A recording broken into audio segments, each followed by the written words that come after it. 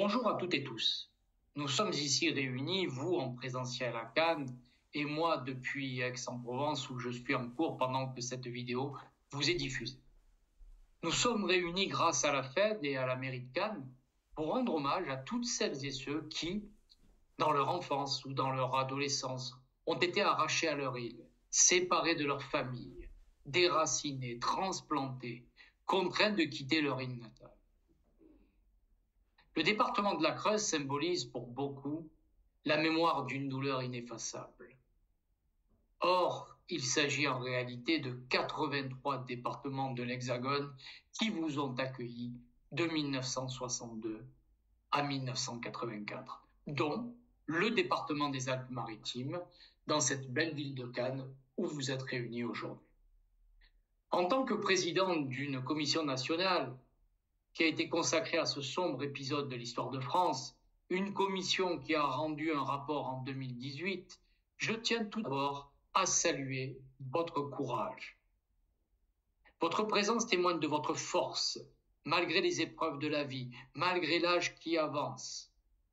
Je tiens à reconnaître publiquement votre capacité à résister malgré les infortunes, malgré les injustices. Comme l'écrivait Albert Camus, au milieu de l'hiver, j'apprenais enfin qu'il y avait en moi un été invincible. Pour certains, à l'hiver de votre vie, vous êtes là, présent à Cannes, debout, dans une ville bien connue pour son soleil, mais dans une ville qui a accueilli aussi des mineurs qui étaient exilés. Cet été invincible, vous qui avez résisté à l'hiver des séparations, des désillusions et des exils intérieurs, cet été aujourd'hui brille plus fort que 1000 soleils. Votre histoire a été trop longtemps ignorée. Feu Sudelfuma, historien réunionnais et ami pour beaucoup qui sont présents ici, compagnon pour l'une d'entre vous, a été l'un des premiers, avec ma modeste personne, à sortir cette affaire du fait noir, suite au procès lancé par Jean-Jacques Martial, et à faire connaître l'ampleur de l'injustice qui vous a été faite. Dans le rapport de la commission que j'ai eu l'honneur de présider, il a été mis en lumière des faits objectifs. Nous avons aussi constitué une liste pour que chacune et chacun d'entre vous puisse accéder, s'il le souhaite, à son dossier. Nous avons fait aussi des préconisations qui ont été peu suivies. Il a été rappelé que cette transplantation de 2015 mineurs n'était pas qu'un déplacement physique. C'était un arrachement à une île, à une culture, à une famille, à une langue. En mettant en lumière ce pan méconnu de l'histoire réunionnaise, Sudelfuma, comme les rédacteurs de la commission, Wilfried Bertil, Prosper Ève, Gilles Gauvin et moi-même, avons redonné de la voix et de la dignité à celles et ceux qui en avaient été privés. Grâce à ces travaux de recherche, grâce au rapport, grâce à la résolution de loi d'Erika Barecht, comme par le travail immense de la Fed qui est porté notamment par Marie-Germaine Périgone, qui vient de retrouver son prénom, son nom et son lieu de naissance, eh bien, grâce à tout cela et grâce à vous, votre histoire ne sera jamais oubliée. Ces déplacements forcés révèlent une époque où l'État n'a pas su protéger ses enfants de l'autre côté de la mer. En les envoyant dans l'Hexagone, il a pu faire le bien, sans que les principaux concernés aient leur mot à dire. Il a changé leur identité par un abus du Code civil. Il a ignoré leurs racines, leur histoire, leur famille, bafouant ainsi leur droit fondamental d'appartenir à un foyer et à une famille aimante. Ces adoptions, prétendument pour le bien des enfants, ont souvent été des échecs, parfois des réussites, comme en témoigne le cercle des amitiés de la Creuse. Mais personne, je dis bien personne, pour vous connaître depuis que je travaille sur cette affaire, c'est-à-dire près de 24 ans, Personne n'en est sorti indemne. Personne n'est sorti indemne de cet épisode. Comme le dit si bien le psychologue Jacques Salomé, les blessures de l'enfance sont comme des tatouages indélébiles, inscrits dans le cœur de l'adulte.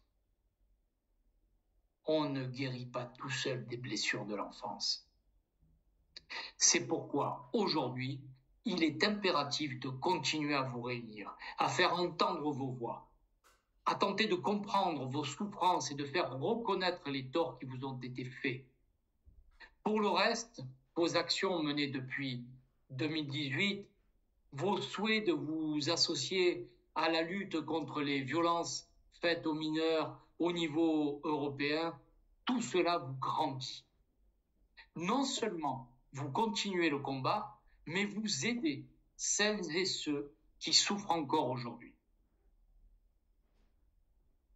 Pour celles et ceux qui considéreraient aujourd'hui que tout va bien pour l'ASE, que tout va pour le mieux en matière d'aide sociale à l'enfance, eh bien, je citerai l'affaire récente concernant l'aide sociale à l'enfance du département du Nord, qui a mis en lumière des graves dysfonctionnements dans le placement d'enfants entre 2010 et 2017. Durant cette période, une soixantaine de mineurs ont été confiés à des familles d'accueil situées dans l'Indre, la Haute-Vienne et la Creuse, sans que ces familles ne disposent des agréments officiels. Ces placements illégaux ont conduit à des maltraitances physiques, psychologiques, des humiliations et des travaux qui ont été infligés aux enfants concernés. Un procès s'est tenu du 14 au 18 octobre dernier. Cette affaire doit résonner pour vous. En tout cas, elle résonne pour moi en tant que chercheur. Cette affaire a relancé le débat sur la nécessité de réformer le système de l'aide sociale à l'enfance afin de mieux protéger les mineurs placés et de prévenir de tels dysfonctionnements à l'avenir. Oui, mais nous, diront certains, nous qui vieillissons et qui continuons à souffrir, quand allons-nous recevoir une réparation financière, symbolique? Quand allons-nous obtenir des excuses de l'État? Vous le savez, et certains, durant la période de la commission, n'ont pas su faire la distinction entre mon rôle de chercheur et celui du politique.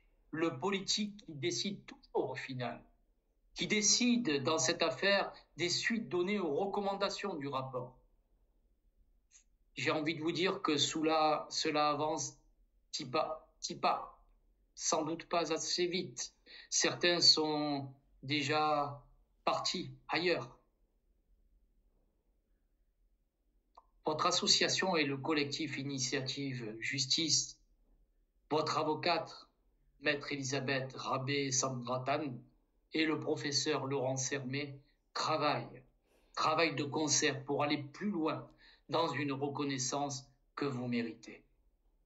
J'en termine. À celles et ceux d'entre vous qui souffrent encore de leur exil, qui ont cherché parfois en vain à reconstituer le puzzle, les pièces éparses de leur passé, je tiens à vous dire ceci. Vous êtes les gardiens d'une mémoire précieuse, inédite. Votre histoire n'est pas seulement la vôtre, elle est celle de toute une île, de tout un peuple, de la France, et elle fait partie intégrante d'une mémoire vivante. Vous pouvez en être fiers. Je sais que cette histoire fut traumatisante, mais restez toujours debout et fiers. Alors aujourd'hui, je vous invite à nous tourner vers l'avenir, sans évidemment oublier le passé. Ensemble, assurons-nous que les enfants de demain n'auront plus à souffrir de ces blessures qui marquent encore votre présent. Engageons-nous à défendre les droits des enfants. Que les leçons de votre passé éclairent le chemin de l'aide sociale à l'enfance pour que jamais, non, plus jamais l'histoire ne se répète. Je vous dis à très bientôt et je vous souhaite tout le meilleur pour aujourd'hui et pour demain.